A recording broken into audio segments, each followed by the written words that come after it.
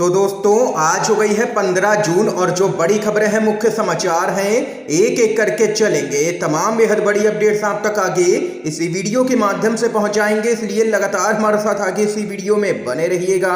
तो वहीं दोस्तों, खबरों की तरफ चलने से पहले आप लोगों से एक छोटा सा निवेदन है कि अगर आप लोग भी खुल करके देश भर में लगातार नफरत फैला रही गोदी मीडिया का बहिष्कार करते हैं, विरोध करते हैं, तो अभी इस वीडियो को लाइक कीजिएगा, चैनल को फ्री में सब्सक्राइब करके बेल के आइकन को जरूर दबाइएगा दोस्तों, और कमेंट बॉक्स में कमेंट कीजिएगा जय हिंद जय भारत। दरअसल दोस्तों, पहली बड़ी अपडेट आप लोगों को बताते चलें, योगी सरकार की आ सकती है शामत, सुप्रीम कोर्ट का चल सकता है डंडा। क्या कुछ है पूरा मामला, खबर बताते चले। बुलडोजर एक्शन पर सुप्रीम कोर्ट के 3 पूर्व जजों ने कहा यह कानून का मजाक है, कोर्ट इसमें तुरंत दखल दे।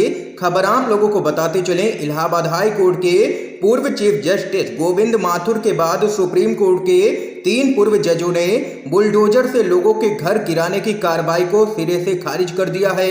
इन 3 पूर्व जजों के अलावा 9 जाने माने कानूनी विशेषज्ञों और एक्टिविस्टों ने इस कार्रवाई को कानून का मजाक बताया है। इन लोगों ने सुप्रीम कोर्ट के चीफ जस्टिस एनवी रमन्ना को पत्र लिख करके इस मामले में तुरंत दखल देने की मांग की है। आप लोगों को बताते चलें, इलाहाबाद में जेएनयू की छात्र नेता आफरीन फातिमा की मां परवीन फातिमा का घर गिराने के बाद देश भर में तमाम हस्तियों की तीखी प्रतिक्रिया लगातार सामने आ रही है।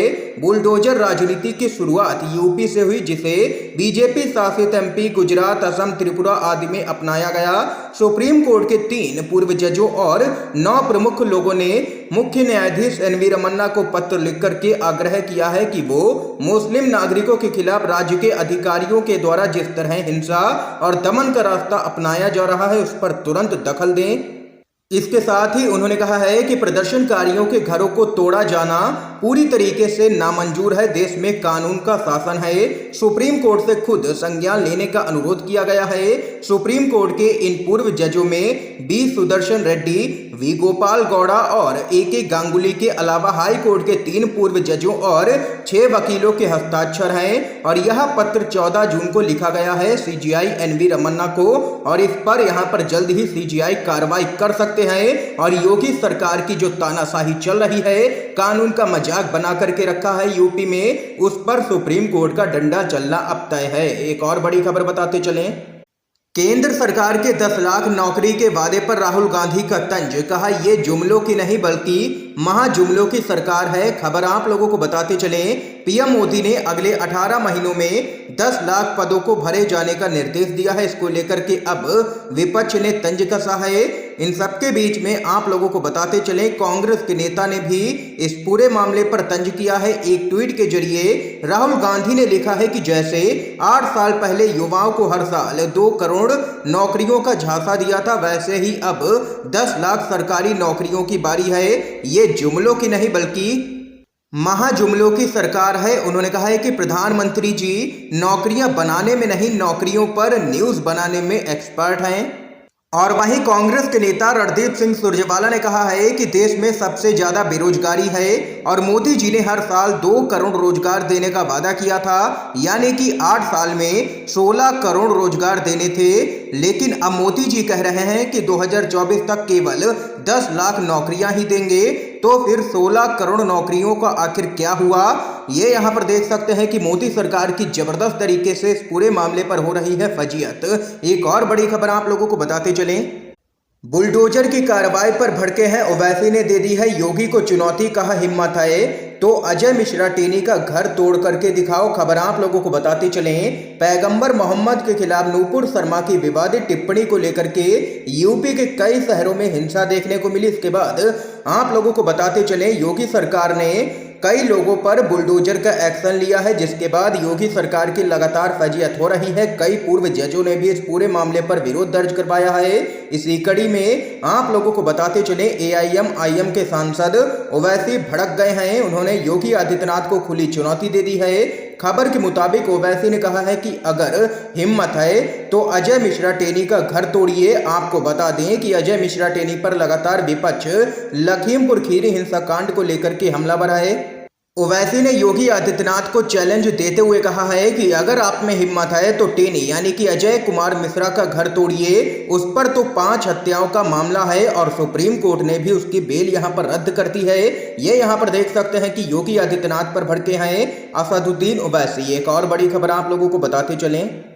राहुल गांधी के समर्थन में सड़क पर कांग्रेस, भूपेश बघेल, सुरजेवाला समेत कई दिग्गज नेताओं को यहां पर लिया गया है हिरासत में। खबर बताते चलें, कांग्रेस के नेता राहुल गांधी ईडी दफ्तर में अपना बयान दर्ज करवाने पहुंचे दूसरे दिन। इस दौरान कांग्रेस के कई नेता और कार्यकर्ता सड़कों पर मोदी सरकार और ईडी के खिलाफ प्रदर्शन कर रहे थे। इस बीच छत्तीसगढ़ के मुख्यमंत्री भूपेश बघेल के सुरक्षा कर्मियों और दिल्ली पुलिस के बीच झड़प देखने को मिल गई और बघेल को दिल्ली पुलिस ने तुरंत हिरासत में ले लिया। और आप लोगों को आगे बताते चले, इससे पहले पुलिस अधीर रंजन चौधरी, केसी वेणुगोपाल, इमरान प्रतापगढ़ी और अन्य नेताओं को भी हिरासत में ले चुकी थी। और इस दौरान कांग्रेस पार्टी के कार्यकर्ता अपने हाथों में यहां पर तख्तियां लिए हुए थे जिसमें लिखा था, मोदी जब जब डरता है एजेंसियों को आगे करता है। ये यहां पर दोस्तों खबर है। देख सकते हैं कि कई दिग्गज नेताओं को दिल्ली पुलिस ने हिरासत में लिया जिसमें मुख्यमंत्री बघेल का भी नाम शामिल है। एक और बड़ी अपडेट आप लोगों को बताते चलें। कई साइटें हैक करके उन पर लिखा जा रहा है, मुसलमानों से माफी मांगो, पैगंबर विवाद का ले रहे हैं बदला। खबर आप लोगों को बताते चले, भाजपा से निष्कासित नूपुर शर्मा के विवादित बयान के बाद से सड़क पर प्रदर्शन से इतर हैकर कई वेबसाइटों को अब हैक करके बदला ले रहे हैं और डिजिटल स्ट्राइक कर रहे हैं। हैकर्स अपने संदेश में भारत सरकार से मुसलमानों से माफी मांगने की मांग कर रहे हैं। ताजा घटनाक्रम महाराष्ट्र के ठाणे पुलिस की वेबसाइट को हैक करने का है। हैकर्स ने अपने संदेश में पैगंबर मोहम्मद के संदर्भ में की गई विवादित टिप्पणी का हवाला दिया है और भारत सरकार से मांग की है कि मुसलमानों से तुरंत माफी मांगी जाए। इसके अलावा नागपुर के इंस्टीट्यूट ऑफ साइंस समेत कई सरकारी संस्थानों और कुल मिलाकर के 70 से भी ज्यादा वेबसाइट्स को यहां पर हैकर्स की तरफ से हैक किया गया है, जिसके बाद यहां पर हड़कंप मचा हुआ है। इस बीच एक और बड़ी खबर जान लेते हैं। पश्चिम बंगाल की मुख्यमंत्री ममता बनर्जी ने शरद पवार से की है मुलाकात, राष्ट्रपति चुनाव पर हुई है चर्चा।